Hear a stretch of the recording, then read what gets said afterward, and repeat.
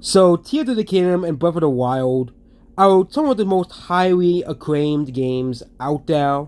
Like, these are games that everybody likes. Like, there are, of course, going to be people who don't like the games, obviously. Of course, you're never going to please everybody. But these are the closest games to the actual original Zelda than any other games, okay? The original Zelda game was an open world game because you can enter whatever dungeons you want at any time. There was no real progression in the game. It was a truly open world game. Of course, the best they could do for an NES game. There was the only thing. There are like actual problems like people have in the game, like the weapon durability, weapons not lasting too long.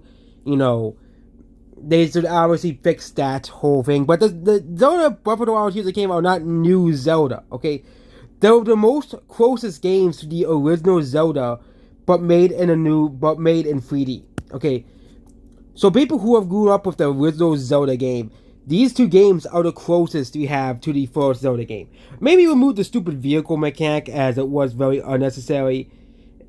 And but the original Zelda 1, okay, was a open world, it was an open world game, and the game was pretty much an open world game. It was, there was no like, oh, you have to beat this sort of like, let's say Majora's Mask and Ocarina of Time. And those are all considered some of the best games in the franchise, but those games you have to beat a certain dungeon in order to get to the next dungeon because there was something that would walk you behind getting to the dungeon. So I have Princess did the same thing, but the first Zelda didn't have that, and Breath of the Wild and Tears of the Kingdom didn't have that. Okay, the only difference is these games you can actually go straight to the final boss and beat it right away, but it's ill-advised to do it. Okay, and in the first game, I think you had to beat all the dungeons before you could beat Ganon, but in this game you could beat the game relatively easily.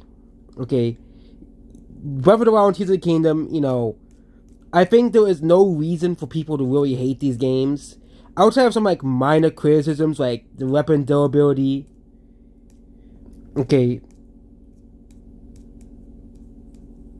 But yeah, I think the weapon durability is the only thing that really should be fixed. Like, I think that's like the gripe everybody has with the game. Or the whole Korok seeds. But again, the Korok seeds are the collectibles anyways, okay?